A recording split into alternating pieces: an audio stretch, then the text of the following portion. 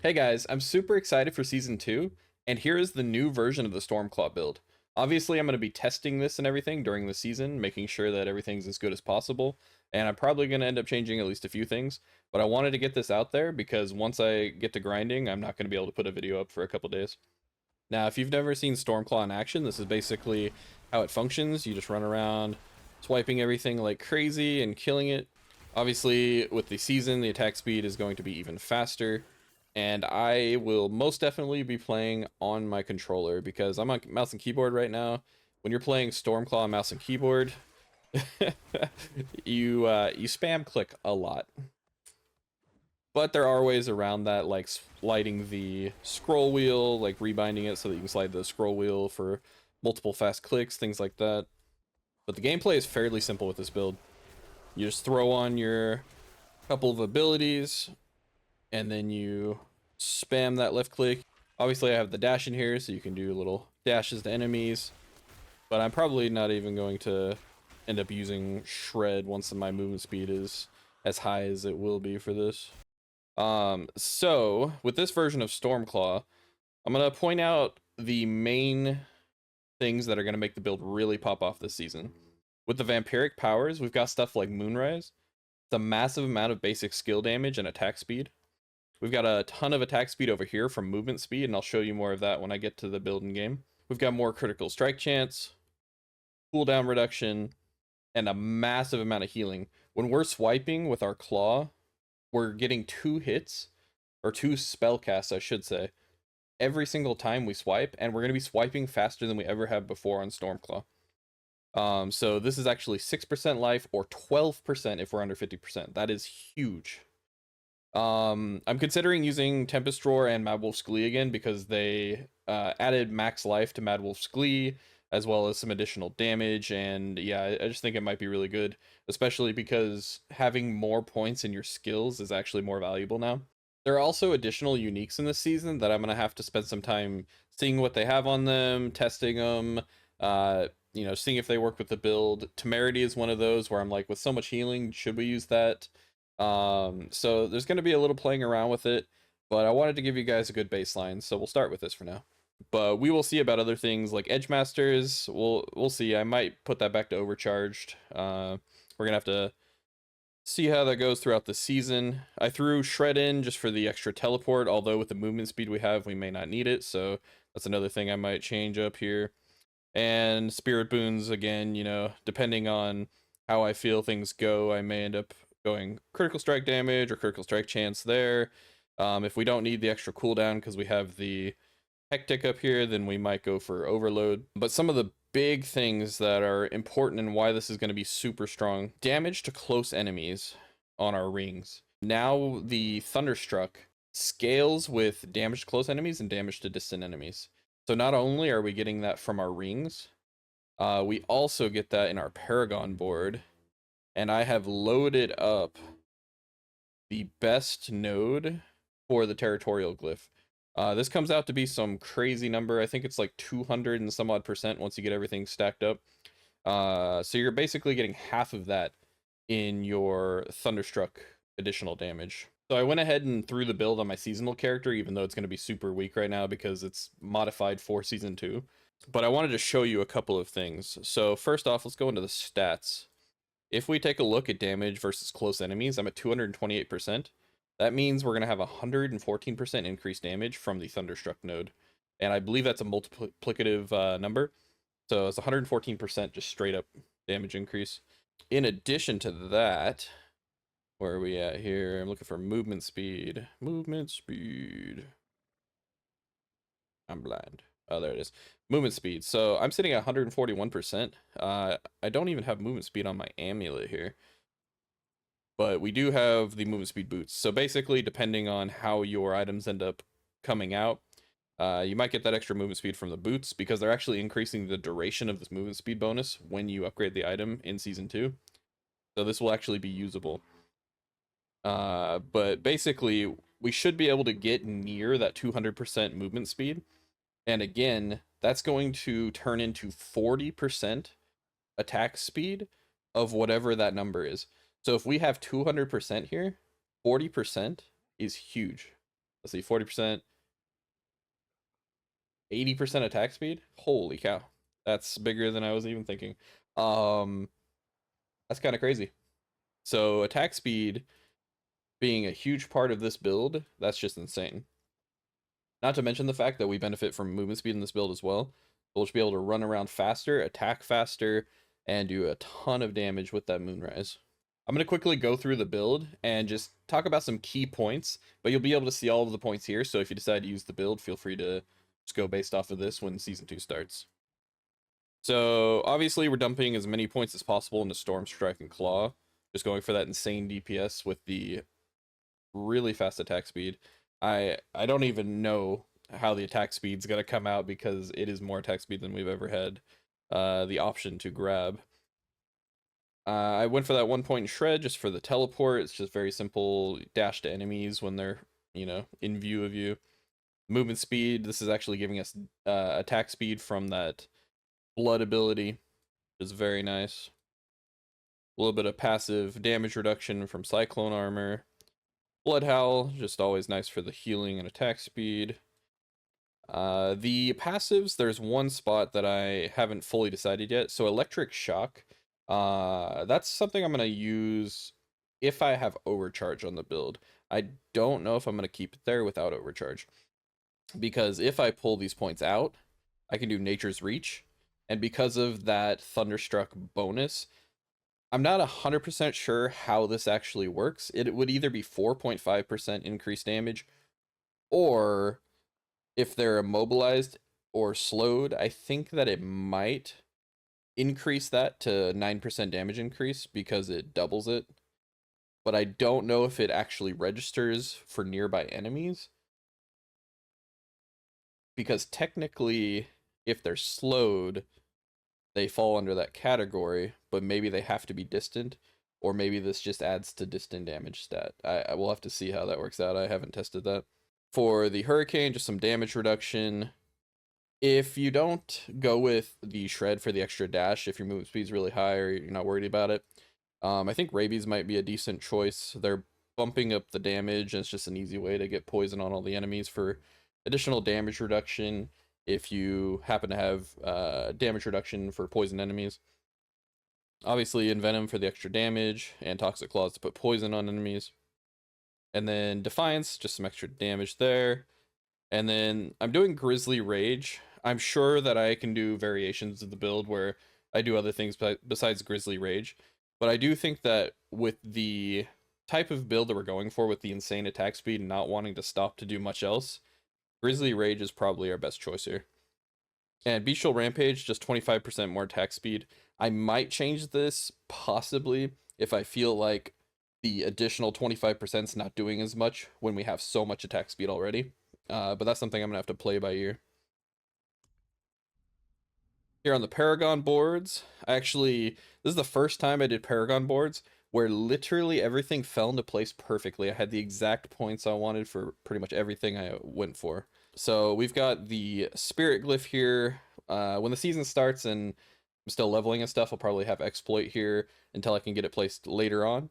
But I've got Spirit here. And then I've got Fang and Claw here. I've got Earth and Sky here. And this one's not even level 15, so I'm not even hitting my bonuses on this makeshift build. But obviously I would be hitting the bonuses once I got that a little bit bigger. And then over to the right, we've got Werewolf. And then this is the most important one. And the reason this is the most important is this is the damage to close enemies. 97% is what we are able to pull out here. That's huge with the new Thunderstruck legendary node, because we get half of that close damage as extra multiplicative damage. Then we got over here in the top left, this is the Ancestral Guidance board, but we have Exploit here. And this is where it'll land after we get that far. I'll keep it here until I'm able to actually get this one on board, and then we'll throw Exploit here. By the way, while editing, I noticed that I was missing 1 point in my Paragon board here. So I went and pulled one of the points out of the Werewolf glyph, and I tossed it right here. With these boards, we're also getting a ton of maximum life, which helps with things like overpower, survivability, obviously. And it increases the amount that we heal by that percentage healing that we're getting from the new blood powers. So that 6% or that 12% is so much bigger when you have a ton of maximum health. And just to make sure I mentioned the actual boards, let me go through one more time. So we've got Inner Beast, and then we've got Thunderstruck, and then we've got Lust for Carnage, Constricting Tendrils, and finally Ancestral Guidance. The Spirit Boons are something that I'm gonna have to play around with whenever the season actually comes out and I get a chance to see how it feels. Because, you know, for example, if I need more Fortify, I'll throw Bolster in there. If I don't feel like I need as much Ultimate because I'm getting so much cooldown from the Blood skill, I can take Calamity out. Same thing with Calm Before the Storm. I might not need that cooldown reduction. I won't need the healing for Masochistic, so if I end up not needing both of these, I'll end up going Overload. Wariness is basically set in stone. There's not really a good choice besides that. And ideally, if we don't need these others down here, we'll put 2 under the Eagle, and that would be Iron Feather for sure, and either Swooping Attacks, Scythe Talons, or Avian Wrath. All of them are pretty good choices. It really just depends on how all of the numbers fall together. For the equipment, I already kind of threw the build together on my seasonal character. But something to note, Fists of Fate are going to be really good for bosses. I still think they don't do as well when it comes to like normal, you know, packs of mobs and things like that. But I do think that for bosses, they are definitely where it's at. We've got the Grey Staff of the Crone. This is the requirement for the build. You have to have Grey Staff of the Crone to make this build pop. I'm doing Tempest Roar and Mad Wolf's Glee at the start of the season, once I get them, obviously. It's possible that when I get to higher Nightmare dungeons, I'll decide again that I need to remove Tempest Roar or Mad Wolf's Glee if I feel like my survivability is not where it needs to be. But I got to play that by ear. If you are looking for what stats to use, I have those, and you'll be able to look at those. Here's the layout for the aspects. So for Tempest Roar and Mad Wolf's Glee, if you have a normal legendary item in that spot, then it's going to be Aspect of Might and Vigorous Aspect for those two. As for the stats, we'll get to that in a minute. Edgemasters, Overcharged, or Night Howlers are perfect for the gloves. I haven't really decided which one I prefer the most, so I'm going to have to play that one by ear. Disobedience, I think, is definitely worth using. We're still going to want to have that armor, and they are buffing it back to the 66%. Or not back to, but they're buffing it higher than it was previously. So now we're actually getting a ton of armor from Disobedience. Stormshifter is just extra ranks to shapeshifting skills. There's a lot of options that could go here as well. If I end up deciding later that the extra damage isn't worth it, I can go with Ghostwalkers. That's going to give me movement speed and that attack speed from the blood ability. We could go with the one that makes us move faster when enemies are slowed and we're running away from them. There's some different options. I feel like I'm either going to be with Stormshifter or Ghostwalker. I've got Rapid Aspect on the Amulet. It's possible I'll change this with Overcharge like I had in a couple of previous Stormclaw builds, but I'm going to play this by ear. I'm going to stick to Rapid for now because that's going to be the most consistent spot to have it. Rampaging Werebeast, obviously we're using Grizzly Rage, so we want to have this for the extra 200% critical damage that's going to be there. And then Direwolf's Aspect makes the whole thing work. You cannot do it without it. For the gems, we're going to have Topaz on our weapon, we're going to have Ruby in our armor, and probably Diamond in our accessories. It would be Diamond or Skulls, I'm guessing Diamond.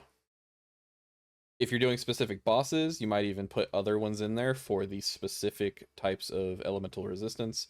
We'll see how that goes. I'll probably do it when I do the bosses. And for the stats, on the helm, we're doing basic skill attack speed, cooldown reduction, maximum life, and total armor. On the chest, we're doing maximum life, damage reduction from close enemies, damage while shapeshifted, storm skill damage. Honestly, there's a lot of stuff you could do here. I feel like I would probably go for one more damage reduction stat. Can't speak right now. But again, you're not going to know exactly what you're going to get. So if you get something that's a combination of damage reduction, life, damage, those are all really good things that you can get on the chest armor. But damage reduction typically is probably where you want to go, because when you get to the higher Nightmare dungeons, you're going to wish you had that. For the gloves, we're going critical strike chance, attack speed, lucky hit chance, and critical strike damage with werewolf skills. I think instead of the critical strike damage with werewolf skills, we could easily throw all stats or willpower here. It'd be perfectly fine. On the pants, damage reduction from close enemies, total armor, damage reduction of any kind that works for you, maximum life. On the boots, we definitely want the movement speed.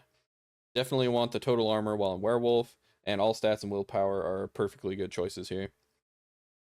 For the amulet, movement speed again is really good. We may not need this if we use the movement speed boots. We'll see how long the duration is on that. Ranks of Inventive Passive is always nice.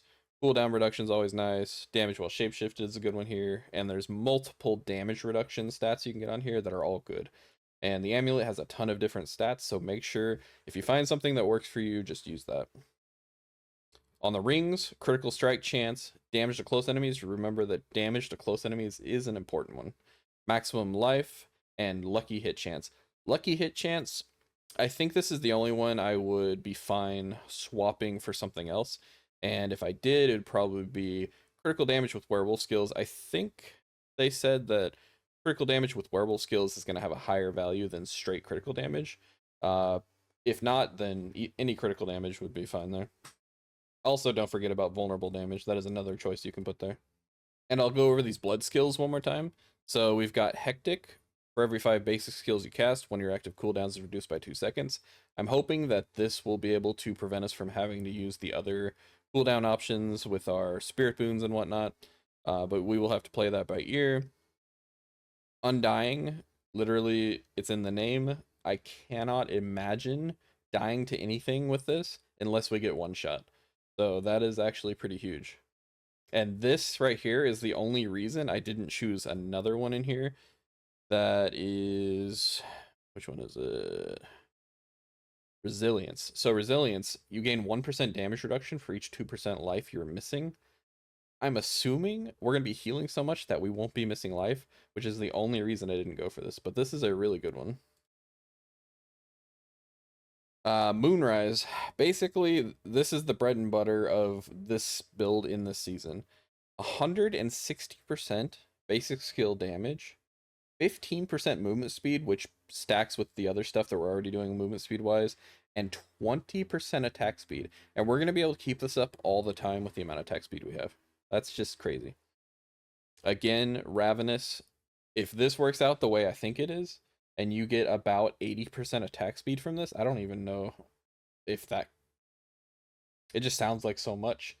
It is a lucky hit chance, obviously, so, you know, that does leave a chance that we won't have this up all the time, but it's 6 seconds that it lasts, and I did the calculation, so when you do the calculation, it ends up not being the same as the initial chance that you're looking at, so it says 20% chance here, but I did the math calculation, and it should be about 20% chance, so, and that's every swipe, so if we take the 50% lucky hit chance from our claw and the 25% lucky hit chance from our storm strike, it comes out to being about 20% chance per swipe that we do. And if we get the double swipe, that doubles that chance. So I believe we'll be able to keep this bonus up all of the time. And then this one, this just helps us maintain that fortify because we don't have a lot of sources of fortify in this build. And I'm hoping that prevents us from needing bolster. But that's also 8% critical strike chance. And 8% on top of the amount that we're already able to stack, we should be getting pretty close to that, you know, 100%-ish type area. Obviously, we're not going to get a crit every single time, but it is going to be high enough that it won't really matter. I really hope you guys like the build, and I cannot wait to try this in Season 2. I really think that this is going to be insane. We will be shredding bosses left and right. I'll adjust a little bit if I need a little more AoE using Overcharge or some of the blood abilities from the season, but it's going to be crazy. I'm really excited for this one. So I will see you guys in the next video. I'm going to go through and hit a few different builds that I'm excited for. And I will see you guys next time. Daddy Druid out.